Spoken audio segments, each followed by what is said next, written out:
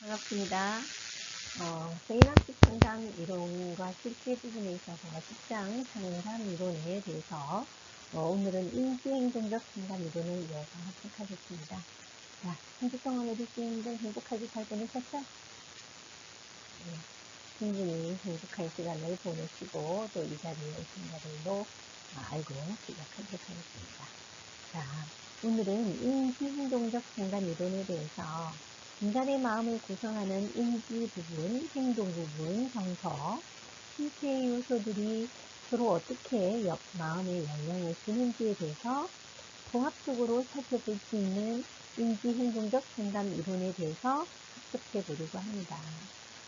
인지행동적 상담 이론은 정신분석적 상담 이론과 달리 상담의 기능이 좀 빠르고 단기간의 문제를 해결하는 데 초점을 두고 매뉴얼화 되어 있기 때문에 상담 현장에 적용 가능성이 좀 높습니다.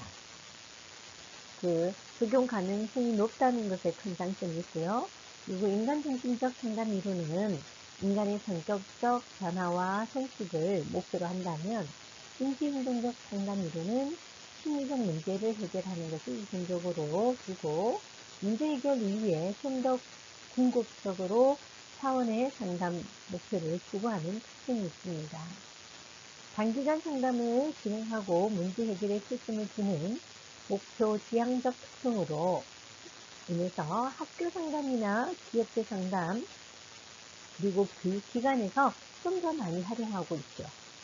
인지행동적 상담 이론에는 여러 가지 상담 이론들이 있는데 전통적인 인지행동적 상담 이론과 제3의 물결로 집중되는 마음 챙김 영상에 기반해서 상담 이론으로 구분되고 있습니다. 전통적인 인지행동적 접근의 상담 이론과 마음 챙김 영상에 기반한 인지행동적 상담 이론은 인간의 심리적 문제를 바라보는 관점이 전혀 다릅니다. 기존의 인지행동적 상담은 건강한 정상성에 대해 가정해서 해학적 모델에 기반을 해서 질병과 정상은 비정상의 상태로 고쳐야 한다는 것으로 바라보는 반면에 마음 챙김에 기반한 상담은 건설적이지 않는 게 정상이라는 과정을 취하고 다시 말해서 적응과 부적응이라는 구분을 두는 것이 아니라 변화무쌍한 맥락에서 심리적 불편함에 대해서 상대적 적응과 부적응 상태로 보는 거죠. 그래서 심리적인 고통에 대해서 잘못된 상태라기보다는 인간의 삶 자체가 심리적 고통을 겪을 수밖에 없다고 바라보는 것이고 심리적 고통의 보편성을 수용한다는 관점을 취하고 있습니다. 그래서 성인학습자들의 학습 문제와 다양한 삶의 문제를 이해하고 이것들을 해결하는데 인지행동적 상담 이론의 활용 가능성에 대해 우리가 한번 살펴볼게요. 구체적으로는 인지행동적 상담 이론의 인간관에 대해 살펴보고 앨리스의 합리적 정서적 행동 상담 이론과 백의 인지치료 그리고 제3의 물들인 마음 챙김에 기반한 상담 이론에 대해서 중점적으로 설명을 드리도록 하겠습니다. 인지행동적 상담 이론의 인간에 대한 기본 관점은요. 인지행동적 접근에서는 감정이나 행동도 중요하지만 사람들이 어떻게 생각하느냐에 따라서 행동이 달라진다고 가정하고 있습니다. 그래서 감정이나 행동은 우리가 어떻게 생각하고 그리고 그 영향을 받게 된다는 거죠. 그래서 인간은 합리적이고 올바른 사고와 비합리적이고 올바르지 못한 사고를 모두 할 수 있는 존재이기 때문에 인간의 문제 행동은 비합리적인 사고에 의해서 형성된다고 봅니다.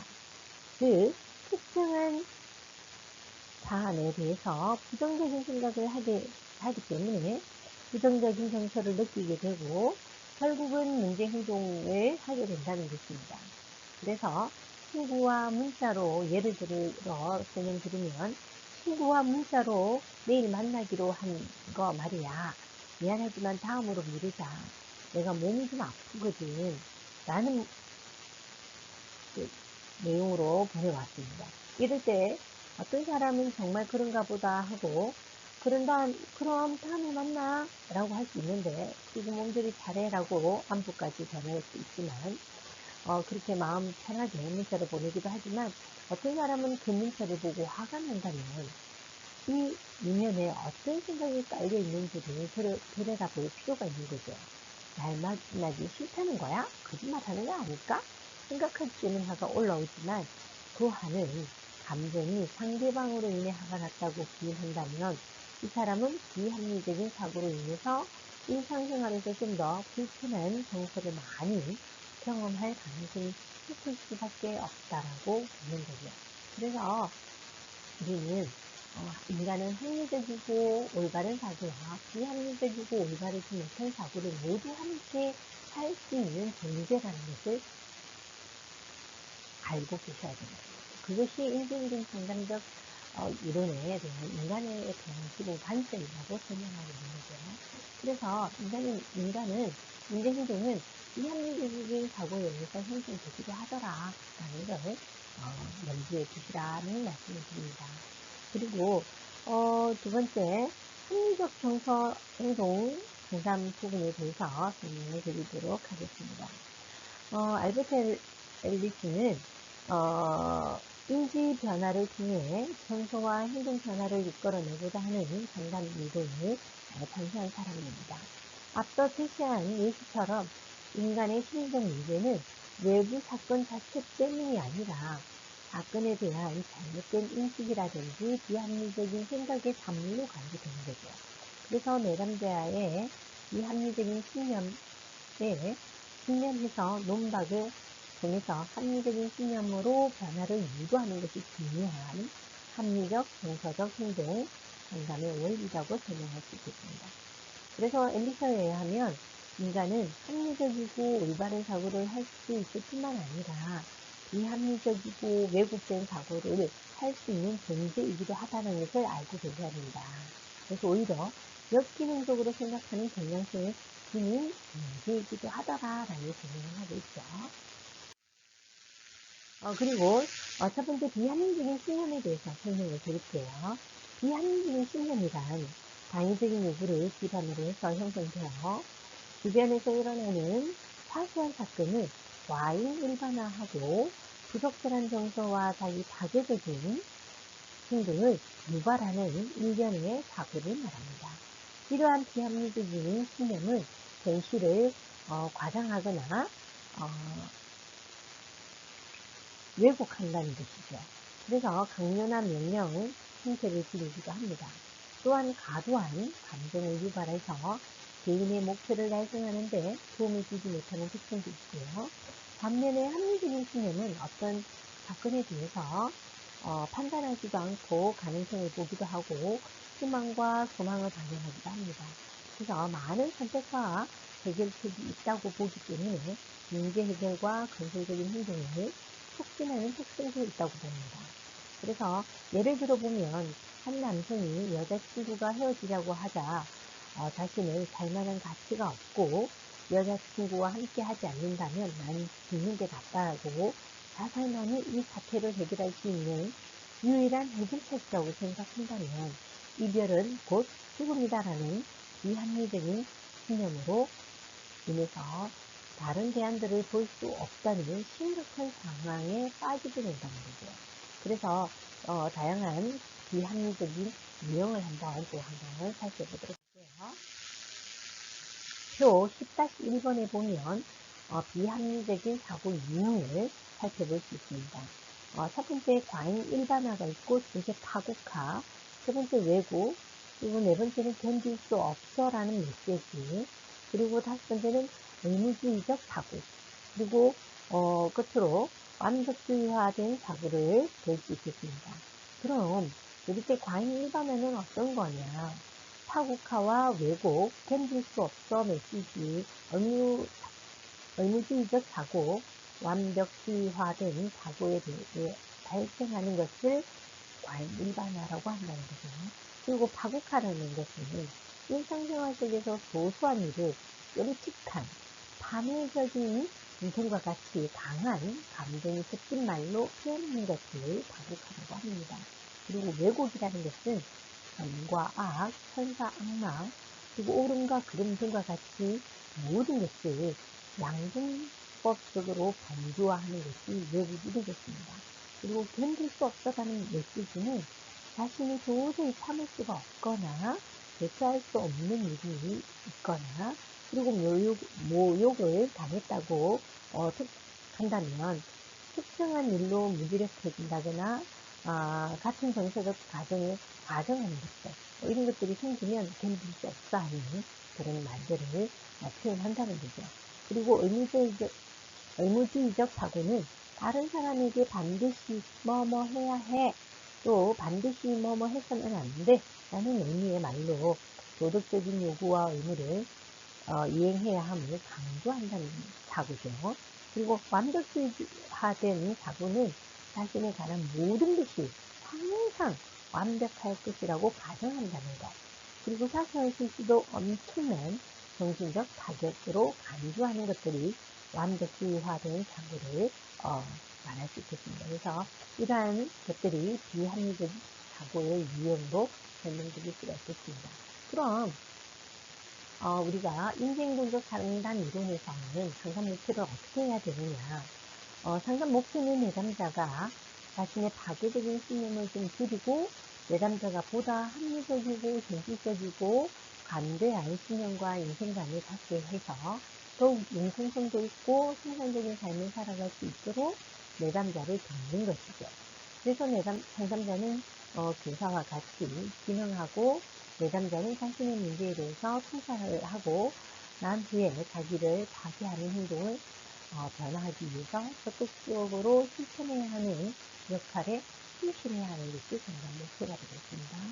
그럼 상담 과정을 한번 또 살펴볼까요? 상담 과정은 다음의 두 식에 의해서 살펴볼 수 있습니다. A, B, C, D, E, F 모형으로서 설명할 수 있습니다. A, B, C는 비합리적인 신념이 정서 문제를 야기하는 과정을 말할 수 있고요. D, E, F는 치료의 과정이라고 할 수 있겠습니다. 그래서 내담자가 겪는 심리적인 문제는 C고 해결서는 사건은 A로 이기 때문에 그 사건에 대해서 내담자가 가지는 신념 체계가 P라고 보는 거죠. 그래서 상담 과정에서 상담자는 내담자의 비합리적인 신념 P를 부당성을 적극적으로 논박하는, 그래서 그것을 합리적인 신념으로 변화함으로써 정서적 건강을 되찾게 하는 것을 말하고 그것을 효과로 얻게 되는 거죠. 그래서 이 모형은 단기 상담의 틀로 실행될 수 있습니다. 특히 내담자가 이해하기 쉽고 향후 스스로 돕기 위한 방법으로 제공하기도 한다는 것에 아주 이점이 있다는 거죠. 그래서 그 모형의 틀은 페이지 313페이지 보면 그림 10-3에 아주 설명이 잘 되어 있습니다. 이러한 형태로 선행 사건과 비합리적인 신념을 통해서 결과가 나오고 그 결과를 논박해서 비합리적인 신념으로 변화시키고 그 다음 그런 것들이 효과적인 관점으로 나타나서 효과를 보인다라는 이 틀로 설명하시면 되겠습니다. 자, 상담 기술을 보면 제가 앞서 설명했던 표는 이렇게 나와 있죠. 이걸 한번 보시면 되겠습니다. 상담 기술을 보면 비합리적인 신념을 포착하고 비합리적인 신념을 논박하기 위해 인지적인 기술, 정서적 한기적 기술을 사용해서 그리고 행동 변화를 위한 행동적 기술을 로 구분됩니다. 논박과 가제 제시, 독서법, 자기 진술, 수용 등 행동주의 상담에서 사용되는 많은 기술을 그대로 사용한다는 것도 인지행동적 상담 이론 기술이 되겠습니다. 논박하기는 이성적 판단에 근거해서 내담자의 신념이 부적응을 초래하는 비합리적이라는 사실을 인식하게 해서 학생의 비합리적 신념을 합리적인 신념으로 대처할 수 있도록 돕기 위한 기법이 되겠습니다. 이러한 상담 기술은 다른 이론적 접근에 비해서 실질적이고 지시적이고 예시적인 특징을 가지고 있습니다. 그래서 이러한 것들을 통해서 자신이 가지고 있는 비합리적인 사고가 합리적인 사고로 변화할 수 있도록 돕는 것이 상담자의 역할이 되겠습니다. 자, 수업활동 10-3을 살펴보도록 하겠습니다. 빈틈을 메꾸기 위한 방법을 위해서 적용해보는 거죠. 첫 번째 사례는 최근에 불쾌한 감정을 경험한 것을 올려보고 A, B, C, D, E 모형에 따라서 자신의 비합리적인 신념을 확인하고 면박하는 것으로 한번 적용해 보도록 하겠습니다. 예시를 보시면 A라는 사람이 인사평가에서 상사에게 평균 점수를 받았습니다. B는 내 상사는 나를 더 칭찬해야 해. 내가 얼마나 열심히 일하는지 모르는 멍청이. 그렇게 열심히 일하고도 받아야만 할 만큼의 평가를 받지 못한 것은 정말 끔찍한 일이야. C. 분노, 지침, 직장을 잃을지도 모른다는 불안감, 상사에 대한 비난 행동. D. 인진동 정서적 변화, 평균 점수가 끔찍한 것인가? 내가 왜 이렇게 불안해하고 싶음을 느끼는가? 상사에게 확인해보면 받을까? 그 다음, 나에게 대한 평가가 평균이라는 것이 실망하긴 하지만 그것은 다가 아니다. 그래서 상사가 내가 한 일을 좀 더 알도록 해보고 다음에는 좀 더 긍정적인 평가를 받아야겠다라는 것이 효과가 되겠죠. 다시 설명하면 A는 선행 사건이 되겠습니다. 선행 사건, 그죠? A는 선행 사건이 되겠죠? 그 다음, B는 비합리적인 생각이죠. 내 상사는 나를 좀 더 칭찬해야 되는데, 얼마나 열심히 일하는지 모르는 멍청이 아니야. 열심히 일하고도 받아야 할 만큼의 평가를 받지 못한 것은 끔찍한 일이야. 이것은 비합리적인 생각이 되겠죠. 그 다음 C는 뭐예요? 그걸 비합리적인 생각을 하니까 분노. 결과 C. 분노, 지침, 지평을 이루지도 모른다는 불안감, 상사에 대한 비난 행동 이런 것들이 일어나겠죠. 그 다음 D는 논박이죠. 그러면 이것은 어떻게 내가 평균 점수가 정말 끔찍한 것인가? 아니지. 평균이 보통 아니냐라고 생각할 수도 있겠죠.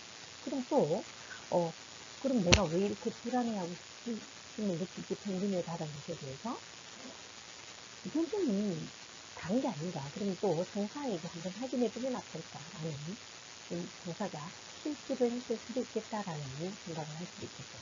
그래서 그렇게 되면 효과적인 관점으로 바뀐다는 거죠. 그걸 통해서 상사가 좀 따라보면 긍정적인 평가를 할 수 있겠다라는 F의 효과까지 나올 수도 있다는 겁니다. 그래서 그럼 이제 우리 선생님들도 요 틀에 맞춰서 한번 최근에 느꼈던 불쾌했던 감정에 대해서 한번 해보고 A, B, C, D, E까지 한번 적어보시고 또 우리 부모님들과 함께 활동하고 얘기를 나누고 주관도 교환해 보도록 하는 시간을 가져보도록 하겠습니다. 뇌의 인지치료에 대해서 한번 살펴보도록 하겠습니다. 특징 설명은 자동적 사고와 느끼는 인식 부분에 대해서 한번 살펴볼 건데요. 빼기 이론은 1960년대 정신분석과 행동치료로 잘 치료되지 않았던 우울증 치료를 위해서 개발되었습니다. 인지 변화에 초점을 맞추어서 증상을 치료해주는 적극적이고 구조화된 단기 상담으로 진행되는 상담 실제에서 널리 활용되고 있습니다. 그리고 그에 대한 효과가 높고요. 최근 인간은 자신의 의식적 경험에 근거해서 주체적으로 판단하고 행동하는 존재로 보고 있습니다. 그래서 인지치료 이론은 우울증을 치료하는 이론으로 출발했으나 점차 불안과 공포증 등을 포함한 정서적 문제 그리고 사람들의 성격성 문제 이러한 것들에도 치료 효과가 있었고 그러한 효과성이 입증된 이론이기도 합니다. 그래서 핵심 개념을 살펴보면 자동적 사고나 역기능적 인지도시, 그 다음에 인지 왜곡을 이해한다는 그런 심리적 문제가 어떤 과정을 거쳐서 발생하는지에 대한 인지치료 요인을 쉽게 이해할 수 있습니다. 첫 번째는 보면 자동적 사고란 부정적 사고 경향으로 특정 생활 사건을 접하게 되는 경우에 거의 자동적으로 유발되는 인간의 생각을 말합니다. 앞선급한 여자친구와의 이별로 인해서 자살을 생각하는 남성의 예를 들어보세요. 만약 남친이 그래 나랑 헤어지고 나서 얼마나 좋은 놈 만나는가 보자 잘 가라 라는 생각을 떠올린다면 그 사태를 해결하기 위해 자살을 해야겠다는 다짐을 하지 않을 수도 있겠죠. 그러나 이 남성은 여자친구가 없는 인생은 의미가 없어 라는 생각이 떠올라서 자살밖에 해결할 방법이 없다라고 극단적인 행동을 하려는 것이죠. 바로 이런 어떤 사건을 맞닥뜨릴 때 자동적으로 어떤 생각을 올라오게 하는 이것을 자동적 사고라고 합니다. 이렇듯 심리적 문제를 해결하기 위해서는 특정 인생 사건에 대해 떠오르는 자동적 사고를 파악하는 것이 중요하겠죠. 그리고 두 번째, 역기능적 인지도식은 우울증을 유발하는 인지적 요인을 완벽주의적이고도 단위적이고 또 비현실적인 역기능적 신념으로 구성됩니다. 앞서 앨리스의 합리적 정서적 상담 이론에서 비합리적 신념과 유사한 개념이라고 할 수 있습니다. 이러한 역기능적 신념은 어린 시절의 경험에 의해서 형성된 것인데 생활 사건의 의미를 부정적으로 왜곡하고 해석하는 자동적 사고를 활성화하게 하는 원인이 되기도 하고 이로 인해서 심리적 문제를 발생을 한다고 봅니다. 그래서 심리적 문제를 야기하는 하기 쉬운 역기능적 인지도식의 이런 예를 한번 우리가 살펴보도록 하겠습니다. 사람은 멋지게 생기고 똑똑하고 돈이 많지 않으면 행복해지기 어렵다. 다른 사람의 사랑 없이는 나는 행복해질 수가 없다. 다른 사람에게 도움을 요청하는 것은 나약함의 표시다. 절반의 실패는 전부 실패한 거나 다름없다. 인정을 받으려면 항상 일을 잘해야 한다. 한 인간으로서의 나의 가치는 나에 대한 다른 사람의 평가에 달려있다. 사람들이 언제나 나에 대해 등을 돌릴지도 모르기 때문에 믿을 수 없다. 이러한 것들은 역기능적인 인지도시라고 할 수 있겠습니다. 그래서 역기능적 인지도시는 우울증을 유발하는 인지적 요인이 되기도 하고 완벽주의, 단위적, 비현실적 역기능적 신념을 구성하게 되기도 하고 역기능적 인지도식은 어린 시절의 경험에 의해서 형성된다는 것, 그리고 생활 사건의 의미를 부정하고 왜곡해서 해석하는 자동적 사고를 활성화하게 하는 원인이 되기도 하고 이로 인해서 심리적인 문제를 발생을 일으키더라 이런 것을 설명할 수 있겠습니다. 자, 방금 제가 읽어드렸던 이런 역기능적 인지도식은 어쩌면 비합리적인 생각을 가지는 것과 같다라고 할 수 있겠죠. 일기인지치료 부분을 보면 환경적 스트레스와 부정적인 생활 사건에 의해서 역기능적 인지도식이 형성될 수 있다. 그걸로 인해서 인지 왜곡이라든지 부정적 자동적 사고가 발생하고 그 부정적인 자동적 사고에 의해서 심리적 문제를 일으킨다라는 것을 도식으로 설명하고 있습니다. 백의 핵심 개념을 살펴보면 핵심 개념으로는 자동적 사고, 역기능적 인지적 도식, 인지적 왜곡 이러한 것들을 설명하죠. 그래서 앞서 두 가지는 설명드렸고 인지적 왜곡 부분에 있어서는 정보 처리 과정에서 특정한 생활 사건의 의미를 자율적으로 해석하고 자동적 사고를 생성해내는 인지 과정이 인지적 왜곡이라고 할 수 있습니다.